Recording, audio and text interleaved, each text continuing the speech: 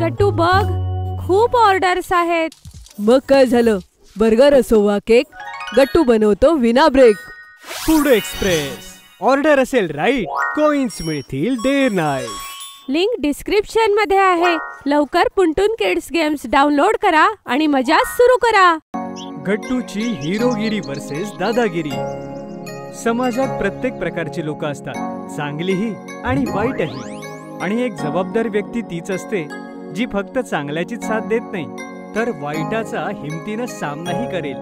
जेव्हा आपण अत्याचाराविरोधात आवाज उठवू लागतो, तेव्हा एका आदर्श समाजाच्या निर्माणात आपण योगदानही देत असतो. थंडीचे दिवस आता सरले होते आणि दुपारचं चांगलंच ऊन पडलं होतं.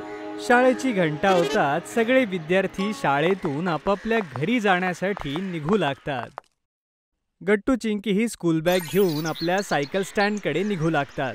आज इतिहासाच्या तासाला खूप मजा आली. बाई आपल्याला स्वातंत्र्याच्या चळवळीविषयी शिकवत होत्या. अरे वा, हे तर खूपच इंटरेस्टिंग आहे. हो, त्यांनी आपल्याला सांगितलं की देशातील सामान्य लोक सुद्धा निर्भीड होऊन विदेशी ताकदीशी कसे लढले होते. जेव्हा सगळी लोक स्वातंत्र्याविषयी एकत्रित येऊन आवाज उठवत होते, तेव्हा सामर्थ्यशाली ब्रिटिश सरकारला सुद्धा झुकावं लागलं. हो, एकतेमध्ये खूप शक्ती असते. सायकल स्टँडवर पोहोचल्यानंतर गट्टू आणि चिंकीची नजर शेवटच्या स्टँडकडे पडली, जिथे एक मुलगा दुसऱ्या मुलाला धक्का देऊन पाडत होता. अरे, तो तर टोनी आहे ना? असं वाटतंय की तो अर्जुनशी भांडतोय, ज्याने थोड्याच दिवसापूर्वी शाळेत ऍडमिशन घेतलीये. हो, हा टोनी वर्गात सुद्धा सगळ्यांना त्रास देत असतो. टोनी गट्टूपेक्षा 2 वर्ष सिनियर होता, पण सलग 2 वर्ष फेल होऊन तो आता गट्टूच्या वर्गात शिकत होता. वयाने मोठा असल्यामुळे त्याची उंची आणि वजन इतर मुलांपेक्षा वर्गात जास्त होतं आणि त्याची मैत्री ही शाळेतल्या सिनियर विद्यार्थ्यांसोबत होती. त्यामुळे तो त्याच्या क्लासमेट्स आणि ज्युनियर्सना बुली करायचा. छोट्या छोट्या गोष्टींवर दुसऱ्या मुलांना ओरडणं, त्यांना धमकावणं, त्यांना रागवणं हे त्यांचं रोजचं काम होतं. गट्टू आणि चिंकीने दोघांनी पाहिलं की टोनी अर्जुनवर सारखा ओरडतोय. अर्जुन अजूनही जमिनीवर पडलेला होता. त्याची स्कूल बॅग आणि वॉटर बॉटलही खालीच पडली होती. अर्जुन जसा आपली बॅग घेण्यासाठी गेला, तसं टोनीनं त्याची बॅग उचलून दूर फेकून दिली. चिंकी ऐक, मी जाऊन अर्जुनची मदत करतो. तोपर्यंत तू आपल्या इतर मित्रांना बोलाव. हो, पण तू टोनीशी एकटा कसा लढशील? लढाई हे काही प्रत्येक प्रश्नाचं उत्तर नाही. मला अजून एक कल्पना सुचलीये. असं म्हणून गट्टू टोनीकडे चालू लागतो आणि चिंकी आपल्या मित्रांना बोलवायला जाते. गट्टूने जवळ जाऊन पाहिलं की टोनी सारखा अर्जुनवर ओरडत होता. तुला मी सांगितलं होतं ना, ती शेवटची जागा माझ्या सायकलसाठी रिझर्व आहे म्हणून. तिथे कोणी आपली सायकल लावत नाही. पण रूल बुक मध्ये असं काही लिहिलं नव्हतं. टोनी अर्जुनकडे हाताचा मुक्का बनवून त्याला म्हणतो, दाखवू का तुला रूल बुक? हा, तेवढ्यात अचानक येऊन गट्टू टोनीला म्हणतो, अरे टोनी, मी तर तुला केव्हाचा शोधतोय. मला का शोधतोयस तू? ते हा, ऍक्च्युली वर्ग शिक्षकांनी माझ्याकडनं 3 सगळ्यात लोकप्रिय विद्यार्थ्यांची लिस्ट मागितलीये. त्यापैकी एकाला वर्गाचा नवीन मॉनिटर बनवणार आहे आणि तुझ्यापेक्षा जास्त लोकप्रिय तर दुसरं कोणीच नाहीये. काय म्हणतोस काय? अरे मी तर 2 वेळेला फेल झालोय. मला कशाला मॉनिटर करतील क्लास टीचर? सांगतो, डिटेल मध्ये सांगतो. अशा प्रकारे गट्टूने टोनीला आपल्या बोलण्यात गुंडाळलं. दुसरीकडे चिंकी आपल्या मित्रांना घेऊन आली आणि त्यांनी टोनीला अर्जुनवर बुली करताना पाहिलं. परत जर माझ्या जागेवर सायकल लावलीस ना, तर तुझी सायकल तोडून टाकेन. चल निघ इथून, मला मॉनिटर बनायची तयारी करायचीये. बिचारा अर्जुन चुपचाप आपली बॅग घेऊन तिथून निघून गेला. थोडंसं चालल्यानंतर त्याला चिंकी आणि त्यांचे मित्र भेटले. अर्जुन पूर्णच घाबरला होता आणि रडतही होता. चिंकी आणि त्याच्या मित्रांनी त्याला दिलासा दिला. तिकडे गट्टूने टोनीच्या डोक्यात एक गोष्ट फिट केली की तो वर्गातला सगळ्यात पॉप्युलर विद्यार्थी आहे आणि पुढचा मॉनिटर तोच होणार आहे. पाहिलं, आता काहीच दिवसात तुला वर्गाचा मॉनिटर म्हणून जाहीर करतील. टोनी आणि गट्टूने हात मिळवला आणि तिथून टोनी निघून गेला. दुसऱ्या दिवशी असेंब्ली नंतरच गट्टूने चिंकी आणि आपल्या इतर मित्रांसोबत आपला प्लॅन शेअर केला.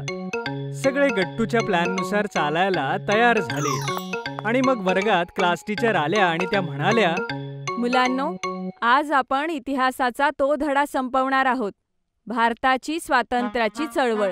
मागच्या तासाला तुम्ही काय शिकलात? बाई, आपण हे शिकलो की अन्यायाविरुद्ध आवाज उठवला पाहिजे. शत्रू कितीही शक्तिशाली असला तरी सामान्य लोकांनी एकत्र येऊन त्याविरुद्ध आवाज उठवला तर सत्याचाच विजय होतो. खूप छान गट्टू, खूपच सुंदर. बाई, आपल्यामध्ये सुद्धा एक असा मुलगा आहे ज्याच्या सोबत खूप चुकीचं घडलंय, पण तो लहान आहे आणि शाळेतही नवीन आहे, म्हणून तो घाबरून असतो, काहीच तक्रार करत नाही. हो, कोण आहे बरं तो? गट्टू आणि त्याचे मित्र अर्जुनचं मनोबल वाढवतात की त्याने सगळ्यांसमोर टीचरना सांगावं की टोनी त्याला कसा बुली करतो ते. सगळेजण सोबत असल्याने अर्जुनला हिंमत आली आणि त्याने समोर जाऊन टीचरना सगळं काही सांगितलं. टीचर हे सगळं ऐकून दंग होत्या. त्यांनी टोनीला विचारलं, टोनी, हे काय ऐकतेय मी? हा खोटा बोलतोय मॅडम, मी असं काही केलं नाहीये. तेवढ्यात गट्टूच्या इशाऱ्यावर पिंकी, हरी आणि गुड्डी उभे राहतात. खोटं अर्जुन नाही, टोनी बोलतोय मॅम. आम्ही आमच्या डोळ्यांनी पाहिलं होतं की सायकल स्टँड जवळ टोनीने अर्जुनला धक्का दिला होता. त्याची बॅग आणि वॉटर बॉटल फेकून दिली होती आणि त्याला अजून मारण्याची धमकी देत होता. टोनी असं बाकी मुलांसोबत सुद्धा करतो मॅडम. तुम्ही ज्युनियर्सच्या वर्गात विचारलं तर तुम्हाला इतर मुलंही तेच सांगतील की कशा प्रकारे टोनीला घाबरून आजपर्यंत कोणी त्याची कंप्लेंट करायची हिम्मत केली नाही ते. हे सगळं ऐकून टीचरना टोनीचा खूप राग आला.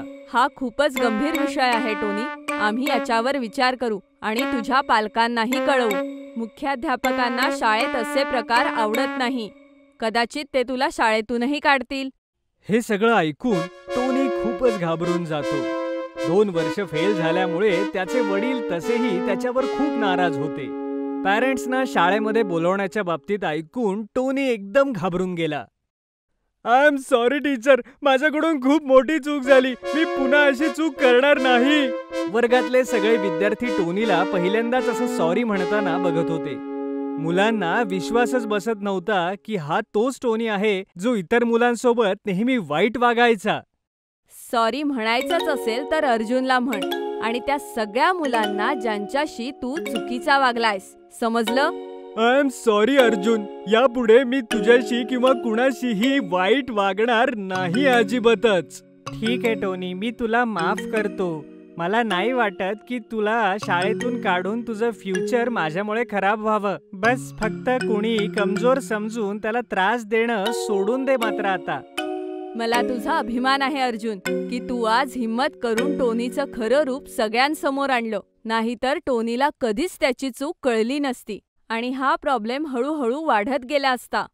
याचं पूर्ण क्रेडिट गट्टूला आहे मॅडम. त्या दिवशी त्याने मला फक्त वाचवलंच नाही तर आज मला बोलण्यासाठी हिम्मत सुद्धा दिली की मी सगळ्यांसमोर हे बोलू शकेन. अरे वा गट्टू, ही कल्पना तुला कशी सुचली? तुम्हीच शिकवलं बाई. त्या दिवशी तुम्हीच इतिहासाच्या तासाला शिकवलेलं की अन्याय कधीही सहन करायचा नाही. आपल्या स्वातंत्र्याच्या चळवळीप्रमाणे सगळ्यांनी एकत्र येऊन आवाज उठवला पाहिजे. हे सगळं ऐकून बाकी सगळेजण टाळ्या वाजवतात. अर्जुन, टीचर आणि गट्टूच्या चेहऱ्यावर स्माइल येते. जर तुम्हाला आमचे व्हिडिओ आवडत असतील तर लाईक करा, कमेंट करा आणि सबस्क्राईब करा.